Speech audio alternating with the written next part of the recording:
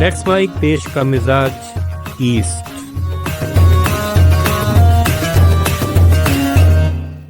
देश का मिजाज, आइए जानते हैं भारत के पूर्वी राज्यों की आज की खास खबरें।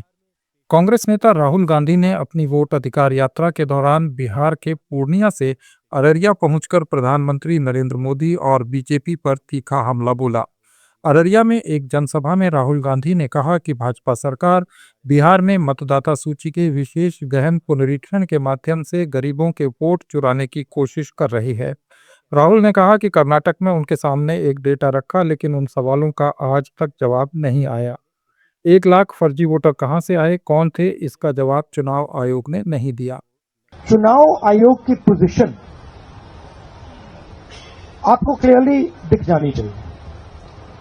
मैंने कर्नाटक में महादेवापुरम में उनके सामने डेटा रखा, ब्लैक एंड व्हाइट। उन सवालों का आज तक एक जवाब नहीं आया है। 1 लाख फर्जी वोटर कहां से आए, कैसे आए, कौन थे, उसका जवाब इलेक्शन कमीशन ने नहीं दिया। मैं प्रेस कॉन्फ्रेंस कर रहा था,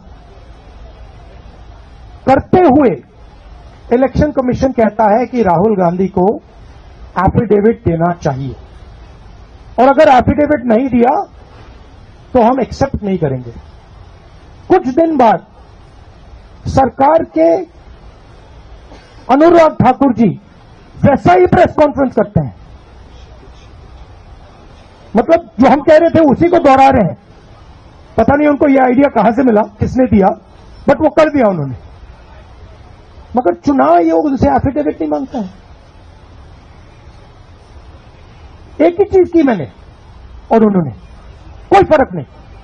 मैंने कहा कि देखिए ये फर्जी वोटर हैं, अनुराग ठाकुर ने कहा ये फर्जी वोटर हैं, और 5 मिनट के अंदर मुझसे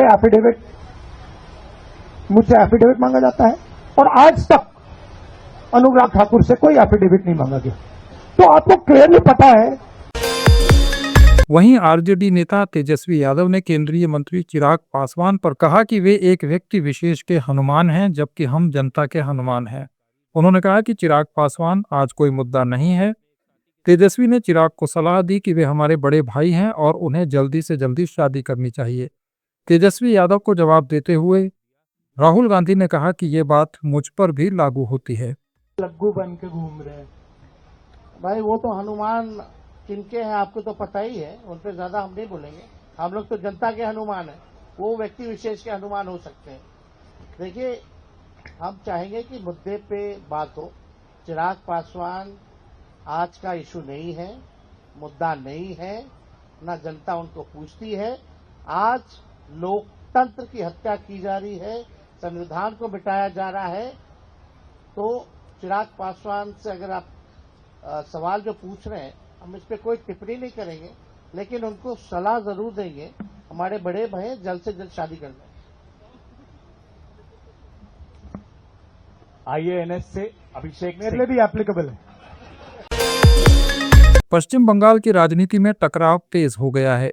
विपक्ष के नेता शुभेंदु अधिकारी ने मुख्यमंत्री ममता बनर्जी के क्षेत्र भवानीपुर में बूथ स्तर पर एक खास सर्वेक्षण शुरू करवाया है, ताकि 2021 के चुनाव में तृणमूल कांग्रेस की मजबूत और कमजोर जगहों का पता लगाया जा सके। बीजेपी वहां हर वोटर का डेटा इकट्ठा कर रही है और एक स्थायी कार्यालय खोलने की योजना भी बना रही है। अधिकारी का दावा है कि इस बार हजारों फर्जी नाम वोटर लिस्ट से हटाए जाएंगे और ममता को हराया जाएगा।